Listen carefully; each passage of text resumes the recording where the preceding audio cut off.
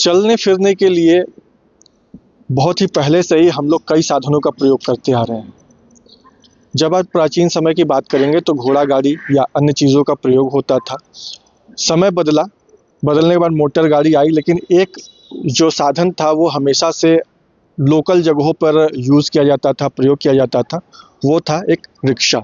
अभी हमारे सामने उसकी एक तस्वीर आपको दिखा रहे हैं। ये देखिए, एक रिक्शा है जो कि 3 पहिया रिक्शा भी बोलते थे और भारत के सभी प्रदेशों में इसका प्रयोग किया जाता था आने जाने के लिए।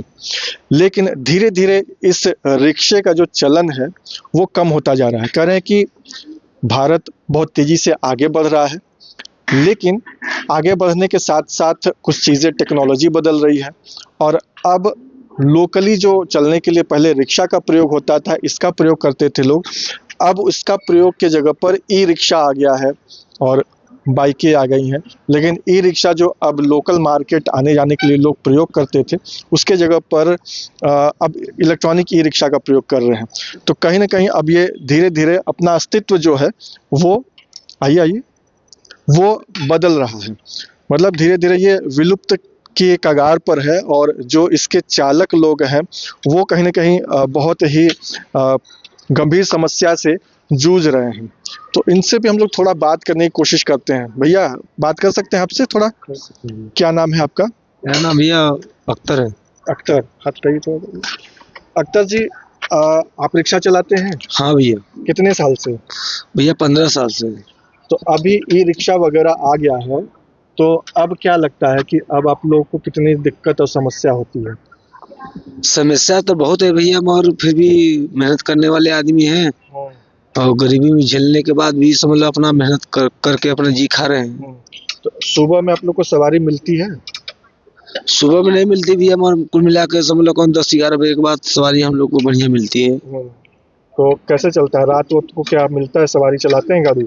हाँ भैया, रात को भैया 8 बजे तक गाड़ी चलाते हैं और उसके बाद भैया गाड़ी ऑटो टेम्पू चलता है। मैं रिक्शा चलाता रिक्शा हूँ। आने के बाद कितना परेशानी हो रहा है? परेशानी तो बहुत है भैया, बता नहीं सकते, मगर फिर भी बोलते हैं भैया कि कम कमाते हैं, कम खाते हैं, मगर उसी में भगवान के, बाबा भोलेनाथ के दिन से जी खा रहे हैं। बस इतनी बात है।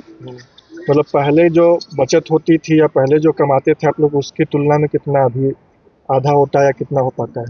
मतलब इस समय तो भैया देखो डिमांड बहुत बहुत बदल गया है। ये रिक्शा जो है पहले चलता था, आज भी चल रहा है, अभी भी चलेगा भी। और इससे जो भी कमाते हैं अपने परिवार में खाते कमाते हैं साहब, और गरीबी के देखते हुए अपना गुजार लेते हैं, बस क्या और कुछ नहीं कर पाते हैं। देखिए, इस यही चीज़ है कि किसी तरीके से घर परिवार चल रहा है लोगों का। अभी यहाँ पे एक रिक्शा और ये भी बना भी रहे हैं। चाचा, ये बात कर सकते हैं थोड़ा आपसे? हाँ, क्यों नहीं? क्या नाम है आपका? सियाराम पटेल। तो आप रिक्शा बनाते हैं? हाँ, चलाते मिस्त्री हैं? है। मिस्त्री हैं। तो अभी जैसे पहले और अब में कितना अंतर है? पहले से क्या रिक्शा का डिमांड था और अब कितना डिमांड? पहले तो बहुत अच्छा था सर, मगर अब तो बेकार हो चुका है। अब बेकार हो चुका है। पूंजी भी लगाए हैं, दिन भर खटते हैं, 30 का 30 दिन खटते हैं।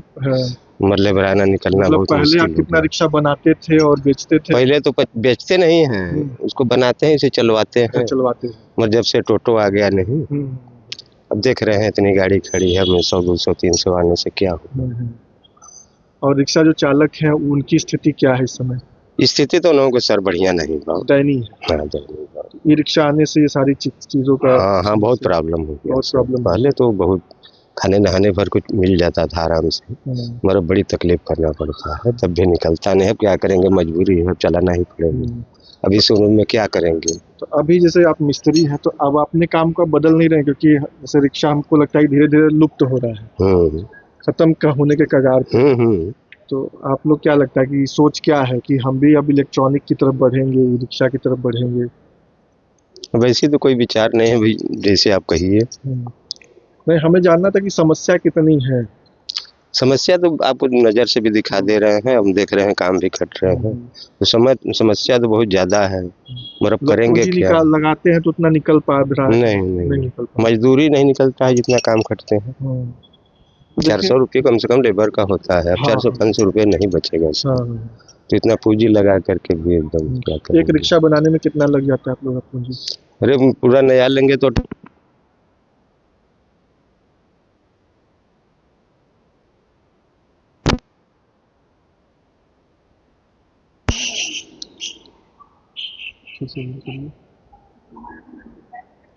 अच्छा, 18-20 हजार रुपये लगा के अगर आप 400-500 रुपये बता रहे हैं कि मिल भी नहीं पाता है इतना, 60 रुपया में वही इसी में बनाना भी पड़ता है। 60 रुपये में देते हैं एक दिन का या 12 घंटे? 12 घंटे।